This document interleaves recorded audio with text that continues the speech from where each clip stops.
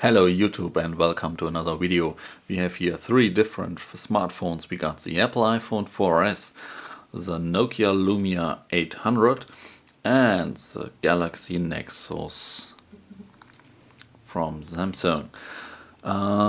Three different OS, iOS, Windows Phone and Google Android 4.0 or Ice Cream Sandwich.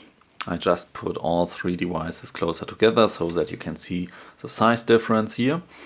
iPhone 4S is the smallest one. Just give you a quick comparison. There you go. So, what can I tell you about these three devices? First of all, the iPhone 4S is the only one with a physical home button. The Nokia and the Samsung device just got a sensitive touch button. Also, there a difference. Everyone knows the Android system. We got a back key, we got the home key. Wherever we are, we push the home button and it brings us back to the home menu. And we got a one step back button, so we are on a home page, we hit it and we go to the page before that. We hit the home button and we are back at the home screen. Same procedure here on the Windows Phone. We hit the Windows home button and we go back to the home button. The back key works a little bit different. We hit it and we go back all the different steps we did through all the apps, no problems here. And apropos apps, and on the Ice Cream Sandwich device we got an actually app switch button. There you can see all the apps we launched. We got our browser, one app, two apps. How do we get rid of them and close the app totally? We just swipe and there we go. We all know the system on iOS. We double tap the home button and there we are and see all the programs. To close them, push them and then hit the minus button. A little bit complicated. I would prefer it if we just could swipe them up and close the app this way. On the Windows mobile device there's no such thing. We can't smoothly switch between apps like on the two other devices. Let's take a closer look on the browser. On the iPhone we got of course Safari. On the Windows Phone Microsoft integrated the Internet Explorer of course, and on the Android device we got another browser. There's already a Chrome browser for Android Ice Cream Sandwich systems. I have not yet installed it, so this is a normal Android browser. Another difference, the web address and search button, search bar on the iPhone and on the Galaxy Nexus is on the top. On the Windows Phone it's at the button. There you can see all three keyboards. They are nearly the same. All three work well. After a few hours of exercising, you won't miss any keys. Okay, maybe you miss here and there a key, but they are all three really good to operate. So let's go. Oh yeah, and we are here in the browser. One major difference here. And we here see all three browsers. I like the Safari browser on the iPhone the best. The letters are sharp, it looks great, zooming and scrolling just works smooth and nearly perfect. It's just great and a pleasure to use. Next, there's writing and sharpness on the Galaxy Nexus device. It's okay, it's sharp, but not as sharp as on the iPhone. And third place in writing and letters and sharpness, there's the Nokia Lumia. It's fine, it still really looks great, but in comparison to the other phones, it just finished third place. But when it comes to zooming in and out and scrolling, the Lumia is definitely better than the Nexus 1. Yeah. So if I would have to do a browser ranking here, I would go iPhone, Lumia, and then the Galaxy Nexus. So let's hit the home button. Yeah, we all know Siri on the iPhone. Okay, it works, it's great. Voice recognition is just nearly close to perfect. After that, there comes Google, and of course they're already working on their own system. There are some apps, there's a native Google voice recognition. It works fine, not perfect, and here and there it could be better, but it's okay. There are a few apps in the Android marketplace, like Alice here, who try to copy Siri, but they definitely work not that well. Here on the Windows mobile device, we got just a basic voice recognition. It's okay, but you can only use it for searching Bing. I guess Microsoft is here working on a voice recognition software on their own. Maybe they just copy the Microsoft Xbox Kinect system. That would be a start. What I really like about the Windows Phone is, of course, the Microsoft Office integration. It works really great. You can save your documents in the Microsoft Cloud or in the SkyDrive, and you can see them on the phone, and you can change them. And when you go back to your working PC or your PC at home, you see the changes you made. This is really a great product, and the Office integration here is really great. Microsoft, Apple tries something same with iCloud and Pages and Numbers integration. It's okay, but most offices work still with Microsoft offices, maybe worldwide over 90%. Google, of course, Google got their own system. It's called Google Docs. It's okay, but you can use Google Docs also on an iPhone, no problems here. It's for the basic needs, it's okay, but for complex business things, yeah, I don't have to explain that to you. If you really have to work hardcore with Office, there's no way around Microsoft Office here. What else about the integration of other services on your phone? You can see I'm using Google Email, and I use Google Calendar and Google Contacts on my iPhone. And if you want, you have no problems here to use your Google Mail account on your Windows Phone, or even your even your Google Contacts and your Google Calendar. This integration works also fine on a Windows Phone, and of course on an iPhone. And of course on an Android, just perfectly integrated. Another thing, of course, we got Google Maps on the iPhone and on the Android device, of course. On a Windows phone or on this Nokia device, we don't use Windows Maps or Bing Maps. Nokia uses its own software and own maps. It's called Nokia Maps. It looks a little bit different, but it's still okay. Just for your guidance, I actually like the Google Maps layout a little better than the Nokia Maps layout. Nokia Maps looks a little bit like Open Maps.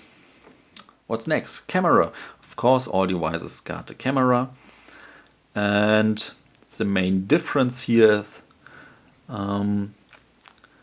is that on the Android ice cream device, there's no home button to push for the camera to take a picture. You have to tap on the screen. So on the iPhone, you can use the volume up button, or you can hit the screen. to take a picture. This took a little bit because I activated HDR.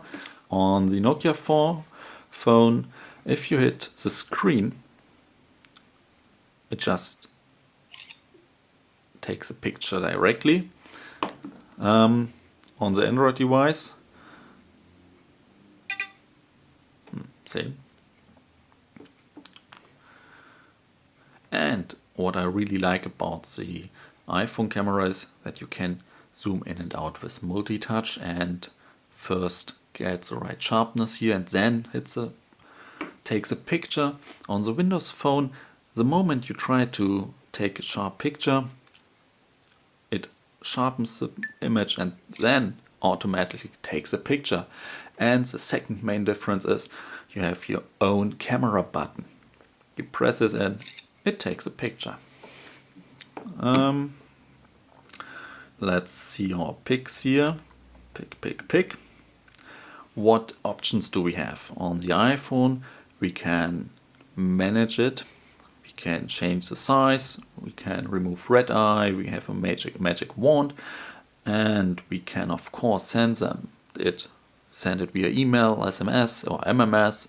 We can put it to a contact as a background. We can tweet it, or just we can print it on a Galaxy ice cream sandwich device.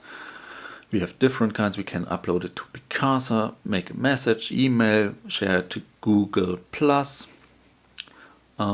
We got our Dropbox. Yeah, we got Dropbox integration. We can tweet it and we can send it to WhatsApp.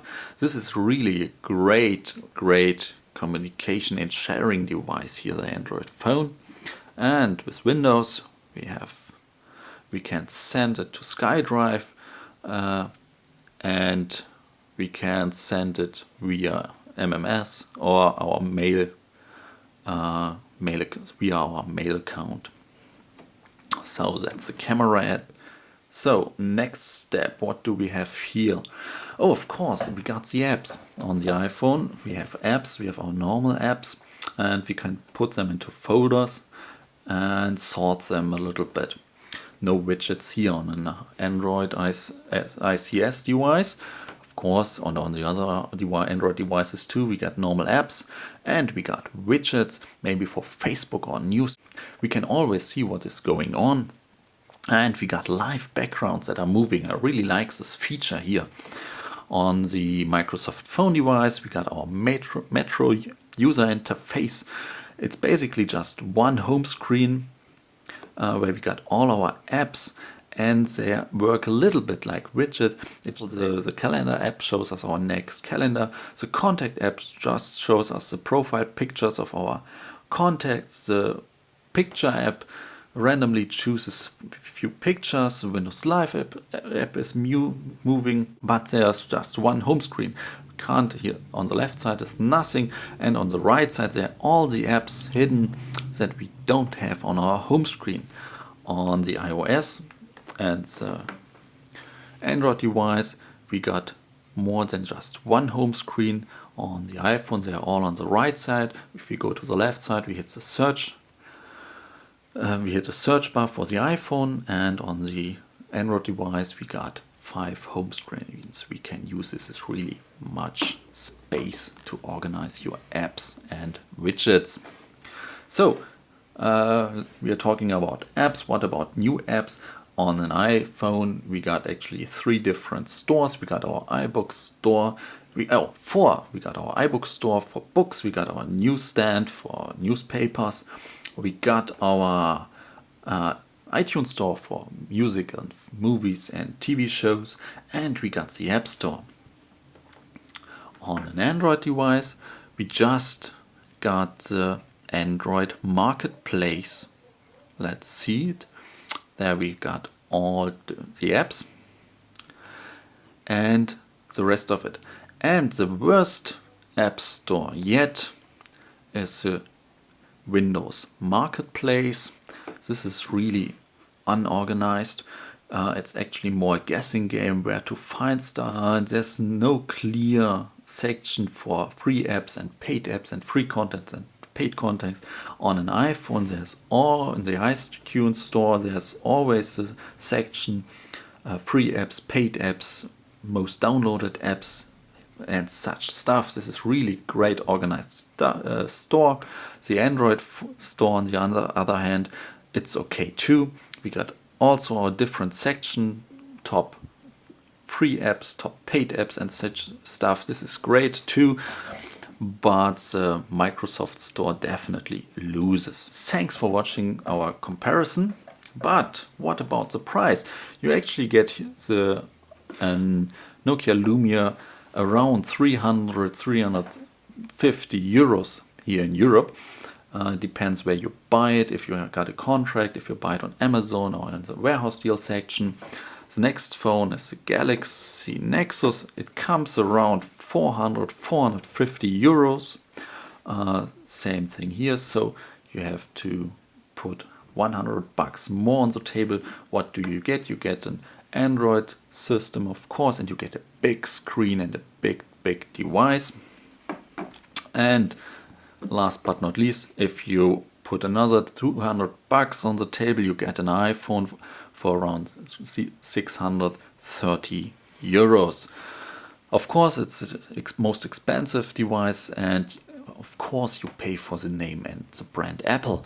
But Apple also delivers a great service. If you have a problem, they change it or you help you. And it's really great service work here. But is it worth double the money than an iPhone 4S? In my opinion, no. These are the three flagships from the three major big players in the market. I think they are all great devices. Maybe the best operating system, for me, I guess it's the Android system. The best hardware, I think, definitely comes still in the iPhone 4S with this great Retina display and the great camera. But the phone that feels the best in my hand is definitely the Lumia. It just fits right in it with this round edge. It feels fantastic. And of course, great Microsoft Office integration. All three devices play nicely with your emails and contacts and mail account wherever you have them. This is no problem these days. So it's just a personal opinion which device or which operating you want to use. Microsoft is back into the game. It delivered a great phone and a great first start operating system. Of course, Android and iOS, they are much longer in the market and had time to fix the major problems. But I hope Microsoft is catching up real soon. So we got 350, 450 and close to 650. It definitely doesn't matter which device you choose. All three are great devices. All three have to be recharged after a long day of working with them. So no difference here. Advantage for the Android device, you can switch the battery. On the iPhone and on the Nokia, they are built in. So thanks for watching. I hope I could help you guys or at least entertain you. Bye and see you in the next video.